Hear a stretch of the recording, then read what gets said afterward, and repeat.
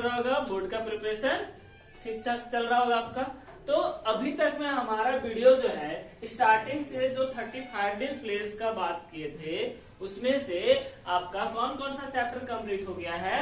तो पहला fundamental of partnership, जिसके रिगार्डिंग हमारा 3 वीडियो अपलोड हुआ, और उसके बाद हम लोग किए गुडविल वैल्यूएशन चैप्टर नंबर 2, जिसमें हम अपलोड कितने वीडियो किए, 2 वीडियो किए। इसके बाद डायरेक्टली दूसरे चैप्टर में मूव करना पड़ा। दूसरे चैप्टर मतलब 3rd बुक पे, जिनका नाम है कैश फ्लो स्टेटमेंट। अब क्या वजह रहा कि हमको यहाँ से फ्लो को ब्रेक करना पड़ा, क्योंकि आपका जो अभी एक्सटर्नल के एग्जाम्स होने वाले हैं अकाउंट्स में 12 मार्क्स का, तो उस सबसे पहले हमको कहीं ना कहीं उस सिलेबस को कवर करना है ताकि आप सब अच्छे से एग्जाम दे पाए। ठीक है, तो इसीलिए अभी तक हमारा कैश फ्लो स्टेटमेंट से एक वीडियो हम लोग अपलोड कर चुके हैं, जो किससे रिगार्डिंग था, थ्योरेटिकल बेस से था, और साथ ही साथ वहां पे डिस्कस क्या किए थे, net profit before tax and extra ordinary item, और वहां पे डिटेल में फॉर्मेट देखे थे। उसके बाद हम लोग एक छोटा सा क्वेश्चन भी किए थे। तो चलिए आगे बढ़ते हैं। ठीक है, तो आप सब रेडी है ना, चलिए आते हैं।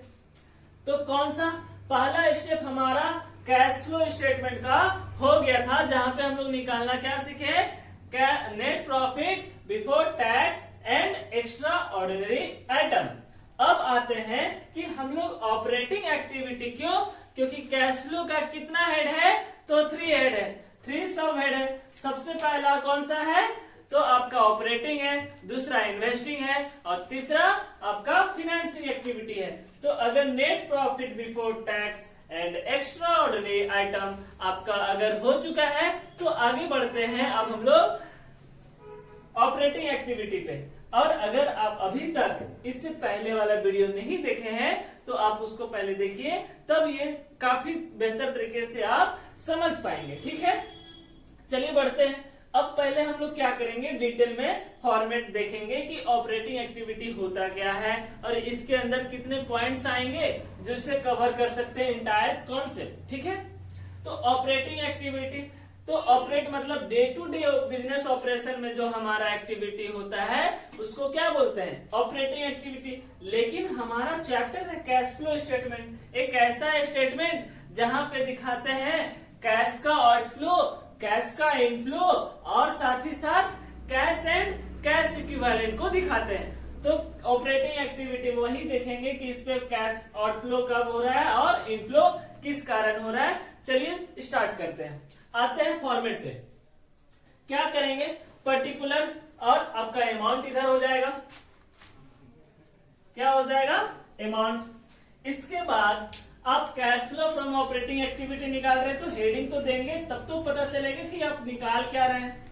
ठीक है, और net profit before tax and extra ordinary item, सबसे पहले आपको निकालना पड़ेगा ऐसा प्रॉफिट जो टैक्स नहीं पे किए हैं, उससे पहले वाला हमारा प्रॉफिट निकालते हैं। तो इससे पहले वाले वीडियो में हमारा डिस्कस भी कर चुके हैं, तो चलिए एक बार छोटा सा क्विक रिवीजन कर लेते हैं उससे कि क्या पढ़े थे।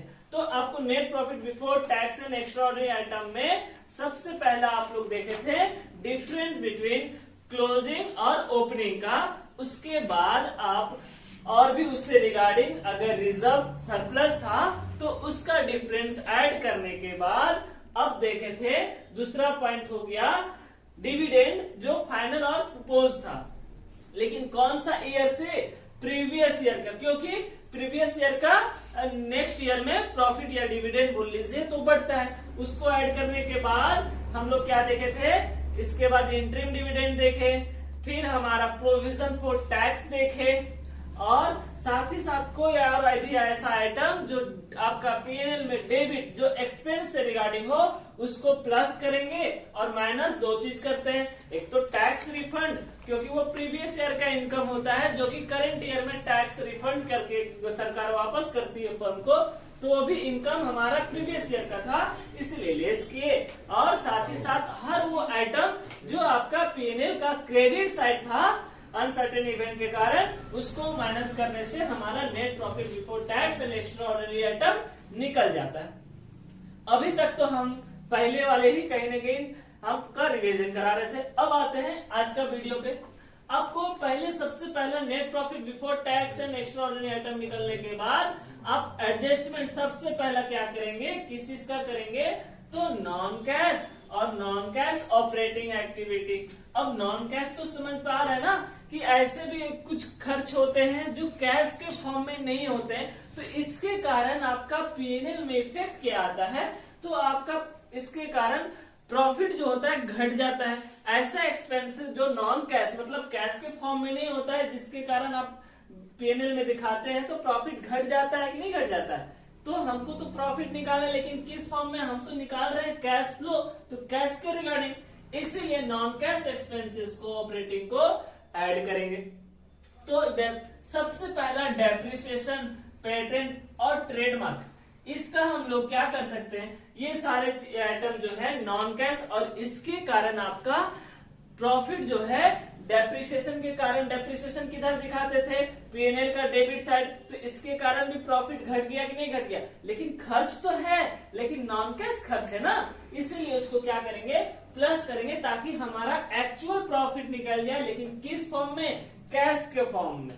ठीक है, इसीलिए इसको हम क्या करते हैं, ऐड करते हैं। तो आप देखिए अकाउंट में पढ़ने का तरीका यही होता है, क्योंकि अगर आप एग्जाम टाइम कितना भी क्वेश्चन प्रैक्टिस कर ले, लेकिन अगर कॉन्सेप्ट ना हो तो आपका पढ़ाई बेकार हो गया, वेस्ट हो गया। इसीलिए देखिए कॉन्सेप्ट क्यों इसलिए हुआ। फिर दूसरा लिखे हैं interest on borrowing and debentures. तो कैश फ्लो में हम इससे पहले जिक्र किए कि 3 हेड होता है, अब कौन कौन सा, तो ये बताइए कि ये किसके अंदर आएगा, डिवेंचर्स है, बोरोइंग है, तो ये आपका फिनेंशियल एक्टिविटी के पार्ट है। तो इसके कारण आपको यहाँ पे इसको दिखाना क्या पड़ेगा, लेस करना पड़ेगा, क्योंकि पीएनएल में तो आप सारा दिखाते हैं ना, चाहे वो ऑपरेटिंग हो, इन्वेस्टिंग हो या फिनेंसिंग हो। इसके कारण आप वहां पे इंटरेस्ट दिखा के आपका पीएनएल का जो प्रॉफिट होगा वो कम हो गया होगा ना, लेकिन हमको निकालना ऐसा जो ऑपरेटिंग एक्टिविटी में होना चाहिए, ठीक है, और कैश के फॉर्म में होना चाहिए। इसीलिए हम इसको भी क्या करेंगे, प्लस करेंगे, ताकि हमारा कैश नेट प्रॉफिट आ जाए कैश फ्लो ऑपरेटिंग के लिए। दूसरा loss on sale of fix assets, इसके कारण भी पीएनएल में क्या इफेक्ट आता है जरा बताइए। अब तो बेच दिए, नॉन कैश हो गया, आपका 5 लाख का चीज था 4.5 लाख में बेच दिए, 50,000 का लॉस हो गया, लेकिन कैश में इफेक्ट आया क्या, नहीं, लेकिन पीएनएल में तो आप प्रॉफिट तो आपका घट गया, लेकिन वो कैश के फॉर्म में तो नहीं था, और आपका प्रॉफिट घट गया था और नॉन कैश था, इसीलिए उसको क्या करेंगे, प्लस करेंगे। समझ पा रहे हैं ना बात को, हाँ। और आगे एक और वजह है increase in provision for doubtful debt. अब कंजर्वेटिज्म कॉन्सेप्ट अकाउंटिंग प्रिंसिपल में तो बोलता है ना हमको कि अगर आपको भविष्य में लगता है कि खर्च होने वाला है, लॉस होने वाला है, तो एज्यूम करके आप खर्च को दिखा सकते हैं। तो अब बढ़ा दिए खर्च को और प्रोविजन फॉर डाउटफुल डेट, मतलब ऐसा कर, ऐसा बुरा कर जो आपका पैसा लेके मतलब डेटर जो है वो पैसा रिटर्न नहीं करेगा, आपको और लग रहा है, तो ये तो लग रहा है इसके कारण आपका लॉस हो सकता है इन भविष्य में, लेकिन कैश में इसके कारण इफेक्ट तो नहीं आया ना, लेकिन हमारा प्रॉफिट जो पीएनएल में था वो तो घट गया, इसीलिए उसको भी क्या करेंगे, प्लस करेंगे। तो सारे ऐसे आइटम जो होते हैं नॉन ऑपरेटिंग एक्सपेंसेस, जिनको हम लोग ऐड करते हैं, और साथ ही साथ ऐसा कोई भी पॉइंट होगा जो आपका ऑपरेटिंग के अलावे फाइनेंसिंग या इन्वेस्टिंग एक्टिविटी का पार्ट हो, इसीलिए उसको इसमें देखेंगे कि कैश का और में क्या इफेक्ट आएगा, उस तरह से एडजस्ट करेंगे। जैसे हम लोग interest on borrowing and debentures था, तो ये तो आपका फाइनेंसिंग एक्टिविटी का पार्ट था ना, तो इसीलिए यहाँ पे माइनस किया, और क्योंकि ये पीएनएल में दिखा चुके होंगे। अब बात को समझ पा रहे हैं ना, तो चलिए आगे बढ़ते हैं। दूसरा आइटम टू बी डिडक्टेड, यहाँ पे कौन कौन से आइटम ऐसे होंगे जो डिडक्ट किए जाएंगे, तो हम क्या बोले, जिस तरह से नॉन ऑपरेटिंग एक्सपेंस होता था, इसी तरह से नॉन ऑपरेटिंग इनकम भी होगा, और साथ ही साथ एक ऐसा कोई भी पॉइंट होंगे जो आपका फाइनेंसिंग और इन्वेस्टिंग से रिलेटेड होंगे, इसीलिए वहां पे इसको डिडक्ट करेंगे। ठीक है, तो ऋषि समझ पा रहे हैं आप बात को। तो देखिए क्या हो रहा है, इंटरेस्ट इनकम। अब बताइए कि अगर आप फाइनेंसिंग एक्टिविटी में किसी को फंड मतलब लोन दिए हैं, कंपनी लोन दिया है, तो उसके बिहाफ में क्या इंटरेस्ट इनकम अर्न होगा, तो उसके कारण वो किसके कारण हुआ, फाइनेंसिंग एक्टिविटी के कारण ना। तो आप तो पीएनएल में दिखा चुके हैं इनकम, इनडायरेक्ट इनकम में पीएनएल में, तो इसीलिए उसको क्या करेंगे, लेस करेंगे। डिविडेंड इनकम भी क्या होता है, डिविडेंड इनकम भी आपका किस एक्टिविटी का पार्ट है, तो फिनेंसिंग, इसीलिए उसको भी लेस करेंगे। रेंटल इनकम भी लेस करेंगे। ये सारे ये सारे आइटम ऐसे हैं जो लेस करके आपका ऑपरेटिंग एक्टिविटी का कैश फ्लो का निकालने में हेल्प करेगा। इसके बाद आप पॉइंट देखें, net profit before tax and extraordinary item निकाल लिए। दूसरा एडजस्टमेंट किए कैश, नॉन कैश से ऑपरेटिंग और नॉन कैश ऑपरेटिंग एक्सपेंस या इनकम, ठीक है। उसके बाद आपका हेडिंग क्या बना, operating profit before working capital changes, working capital changes, ठीक है। तो इसमें आप इतना याद रखिए कि अगर एसेट्स बढ़ता है फर्म का, कौन सा एसेट्स, करेंट एसेट्स, क्योंकि वर्किंग कैपिटल का बात कर रहा है तो वर्किंग में क्या आएगा, करंट एसेट्स और करंट लायबिलिटी। तो देखिए डिक्रीज कर रहा है करंट एसेट्स, डिक्रीज कर रहा है करंट एसेट्स, इसके कारण आप क्या एज्यूम कीजिएगा कि आपके पास कैश आ रहा है। मतलब आप अगर एसेट्स को बेच रहे हैं तो आपका इस फॉर्म में क्या आएगा, आप बताइए, कैपिटल रिसिप्ट में समझ में आ रहा है ना। अगर आप उसको बेचेंगे वो तो कैपिटल रिसिप्ट हो गया, लेकिन हम वर्किंग का बात कर रहे हैं, एसेट्स को बेचेंगे तो आपके पास रिटर्न क्या मिलेगा, पैसा। तो कैश फ्लो, इसीलिए कैश में आ रहा है, कैश का इनफ्लो हो रहा है, इसलिए ऐड कर रहे हैं। इसी तरह इंक्रीज इन करंट लायबिलिटी, अब लायबिलिटी इंक्रीज कर रहा है इन द फॉर्म, क्या हम समझेंगे कि कैश के फॉर्म में। अगर लायबिलिटी आप कहीं से अगर शॉर्ट टर्म बोरोविंग कर रहे हैं तो इसके कारण क्या होगा, जैसे ट्रेड पेपर्स, तो इसके कारण आपका कैश में फ्लो का क्या होगा, इनफ्लो का प्लस में होगा, मतलब इनफ्लो ज्यादा होगा, तो ऐड करेंगे। इसी तरह जस्ट अपोजिट आपका अगर एसेट्स क्या हो रहा है, इंक्रीज कर रहा है, इंक्रीज करेगा मतलब एसेट्स को एक्वायर करने में आपको बिहाफ में कैश को पे करना पड़ेगा, कैश के फॉर्म में पे करेंगे आप कहीं ना कहीं, इसलिए उसको माइनस करेंगे। और डिक्रीज इन करंट लायबिलिटी, मतलब आप शॉर्ट टर्म बोरोइंग को आप वापस से रीपेमेंट कर दे रहे हैं, तो आपके फर्म से, आपका ऑर्गेनाइजेशन से पैसा क्या होगा, जाएगा, इसीलिए उसको भी क्या करेंगे, माइनस करेंगे। ये सारे माइनस करने के बाद, ये सारे आइटम माइनस करने के बाद आपको क्या करेंगे, अब ऑपरेटिंग एक्टिविटी से जो इनकम टैक्स पे किया गया होगा, तो इनकम टैक्स से पे करेंगे तो कैश का आउटफ्लो होगा कि नहीं होगा।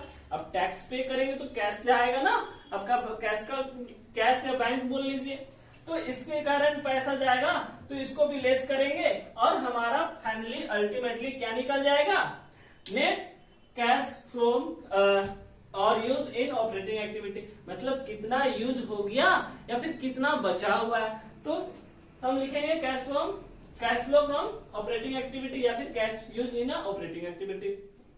तो अभी तक हम लोग क्या समझे कि इसको किस तरह से इसका फॉर्मेट होता है, क्या लॉजिक होता है, क्या क्या सीक्वेंस हुआ।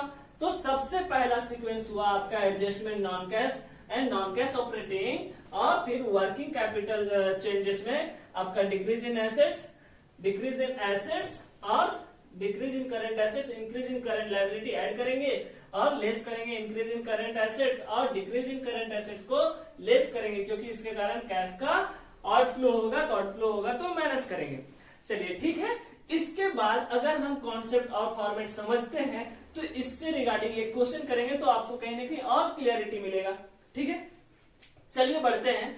अब जो हम क्वेश्चंस लेने वाले हैं वो किससे क्वेश्चन लेने वाले हैं, जरा देखिए। सैंपल क्वेश्चन पेपर है अरिहंत का, आपका जो सैंपल पेपर 2 है, क्वेश्चन नंबर 34 जो है आपका अभी डिस्प्ले में दिखेगा। आप क्या कीजिएगा, वीडियो को स्टॉप कीजिएगा, स्क्रीनशॉट लीजिएगा, क्वेश्चन को एक बार रीड कीजिएगा, और अगर और डिटेल में जानना हो तो क्वेश्चन को पहले राइट डाउन कीजिए कॉपी में, उसके बाद बनाएंगे तो वो भी आप बनाते जाइएगा साथ ही साथ। ठीक है, तो चलिए बढ़ते हैं। इस क्वेश्चन में क्या बोल रहा है, हम इंफॉर्मेशन आपके सामने एक बार रीड कर दे रहे हैं।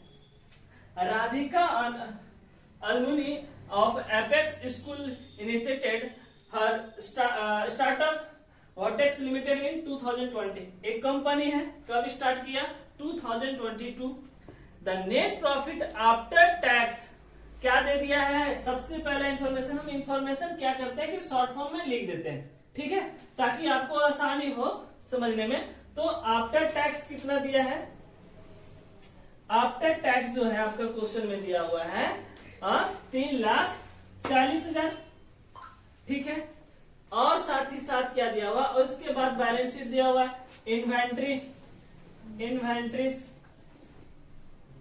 इन्वेंट्री का दिया हुआ है 2020 का डाटा और 2019 का डाटा दिया हुआ है। कितना कितना दिया है, 69,000, 72,000, ठीक है। ट्रेड रिसीवेबल 94,000 है और साथ ही साथ 61,000 है। इसके बाद है प्रीपेड एक्सपेंस क्या है, 14,000 है और 3,000 है। ट्रेड पेबल आपका 82,000 है और 78,000 है। प्रोविजन फॉर टैक्स 13,000 है और 19,000 है। अब जो डेप्रिसिएशन जो चार्ज किया गया है, डेप्रिसिएशन जो है आपका 49,000 है और आपका इंश्योरेंस क्लेम है 20,000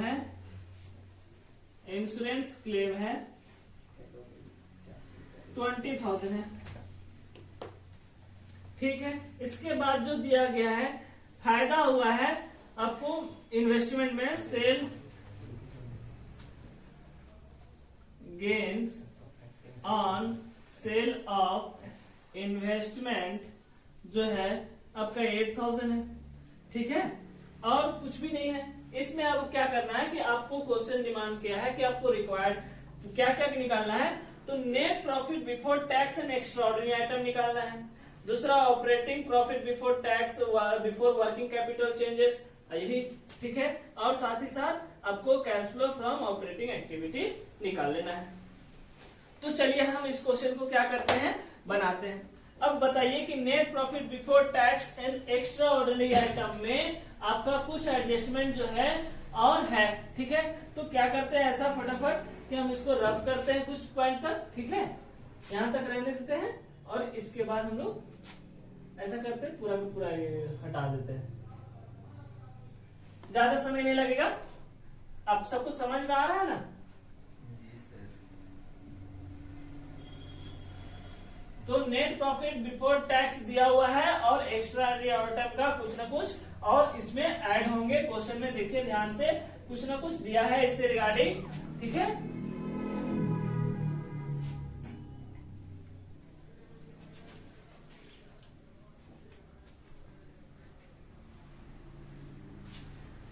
net profit before tax, net profit before tax जो है क्वेश्चन में आपका दिया है, कितना दिया है, 3,40,000।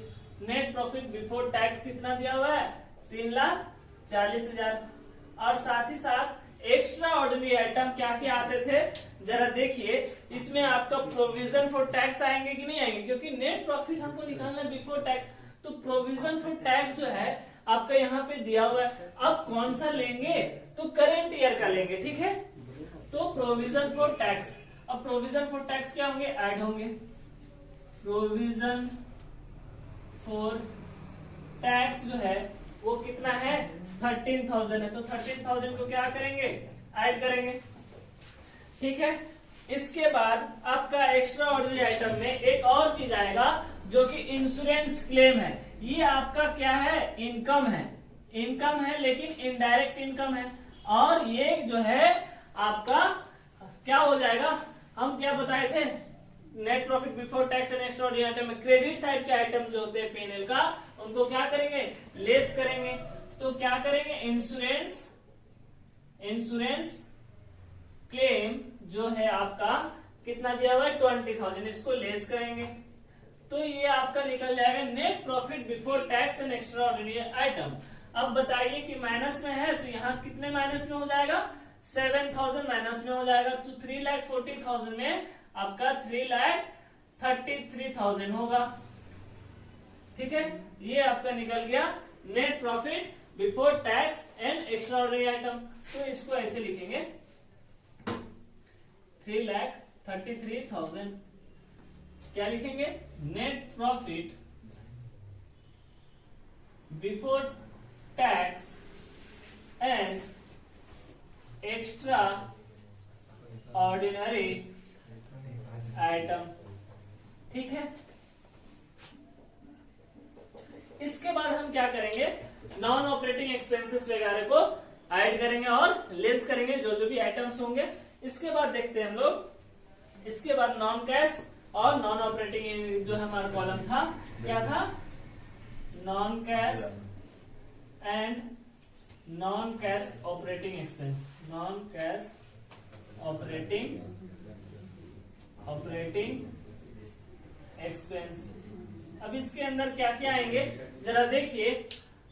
इसके अंदर आपके आएंगे डेप्रिसिएशन, क्वेश्चन में है कि नहीं है? डेप्रिसिएशन दिया हुआ है 49,000, तो 49,000 को क्या करेंगे? ऐड करेंगे, क्योंकि इसके कारण जो है आपका पीएनएल में डेप्रिसिएशन नॉन कैश एक्सपेंस के कारण प्रॉफिट क्या हो गया होगा? घटा होगा। तो हमको तो कैश फ्लो निकालना, मतलब कैश पे कितना, तो डेप्रिसिएशन जो है वो कितना हो गया पूरे साल का? 49,000। इसके अलावे जो है आप बताइए कि जो मशीन बेचा गया उसमें कमाई कितने का हुआ? एक्स्ट्रा 8,000 का। तो इसको क्या करेंगे? लेस करेंगे। ठीक है, gain on sale of machinery investment. अब ये क्यों कर रहे हैं? जरा सोचने वाली बात है कि जो फायदा तो हुआ, लेकिन किससे रिगार्डिंग? इन्वेस्टिंग। तो ये आपका जो कैश फ्लो का 3 हेड है, उसमें इन्वेस्टिंग एक्टिविटी के अंदर ये आएगा। ठीक है, इसीलिए यहाँ पर क्या करेंगे? लेस करेंगे, क्योंकि ये ऑलरेडी पीएनएल में अपेयर हो चुका है। ठीक है, इसीलिए इसको लेस करेंगे, क्योंकि हम ऑपरेटिंग में निकाल रहे हैं तो ऑपरेटिंग से रिगार्डिंग होना चाहिए सिर्फ। तो कितना लेस करेंगे? 8,000। तो इसको लेस करने के बाद आपका कितना आएगा? 41,000। ठीक है, इसके बाद आप non cash and non operating expenses को निकालने के बाद आप before net profit before working capital changes निकालेंगे। क्या निकालेंगे? Net profit before working capital changing. ठीक है, अब इसमें क्या क्या बताया जाए? करेंट एसेट्स एक बार बढ़ेगा और करेंट लायबिलिटी घटेगा। तो इसके कारण क्या होगा? कैश का आउटफ्लो होगा। ठीक है, और करंट एसेट्स अगर डिक्रीज कर रहा है और करंट लायबिलिटी इंक्रीज कर रहा है तो कैश का इनफ्लो होगा। चलिए देखते हैं कि क्या हुआ है। ठीक है, समझ पा रहे बात को ना? हाँ, तो इसमें देखिए सबसे पहला कि अब करंट एसेट्स और करंट लायबिलिटी। तो ये बताइए कि इसमें सबसे पहला इन्वेंट्री जो है आपका बढ़ रहा है कि घट रहा है? सिंपल सा बात बताइए, अगर 72,000 का इन्वेंट्री था, अब हो गया 69 का, तो इन्वेंट्री घटा कि नहीं घटा?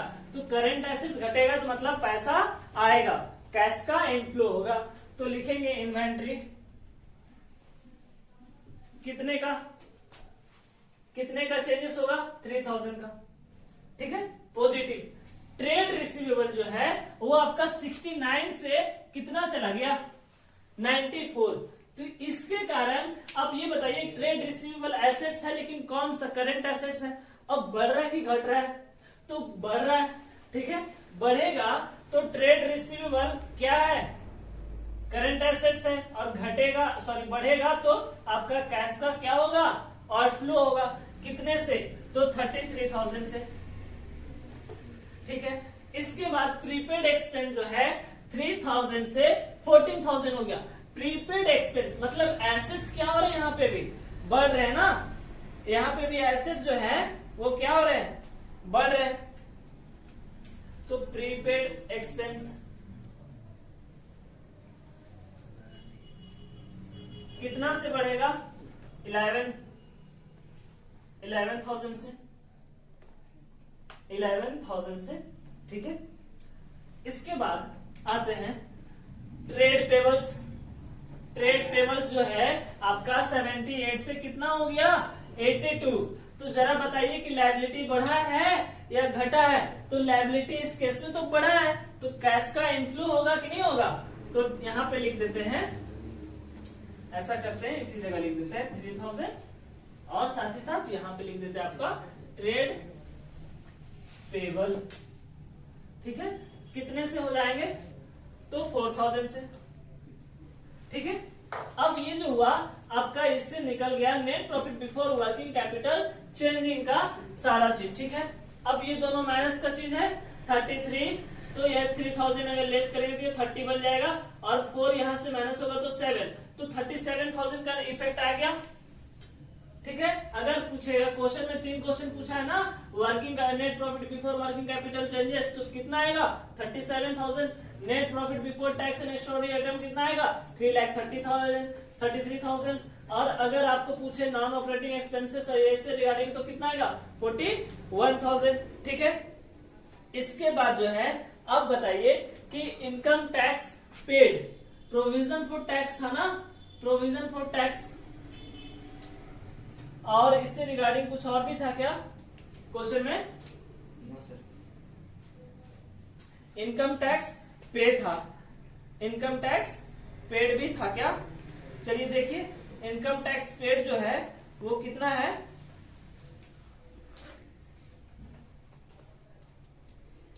इनकम टैक्स पेड, हाँ, तो इनकम टैक्स पे कितना है?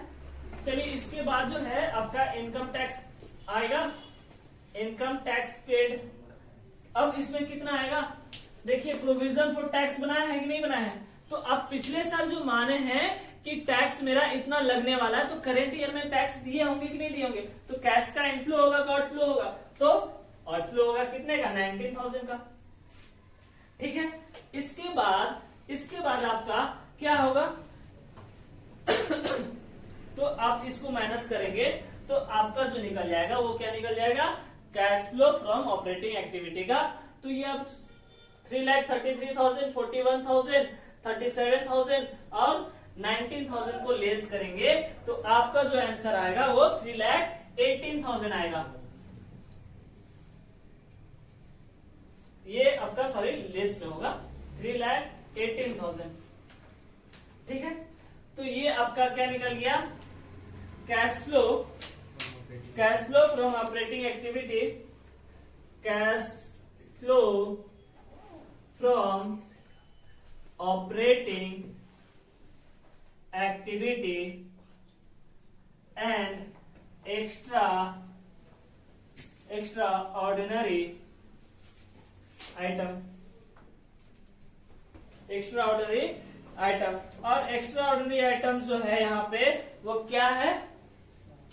एक्स्ट्रा ऑर्डिनरी आइटम में आएंगे आपका इंश्योरेंस क्लेम। ठीक है, तो इंश्योरेंस क्लेम लिखेंगे, इंश्योरेंस क्लेम।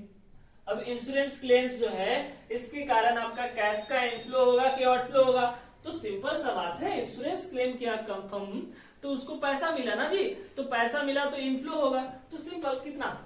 20,000। तो इसको ऐड करने से आपका कितना आ जाएगा?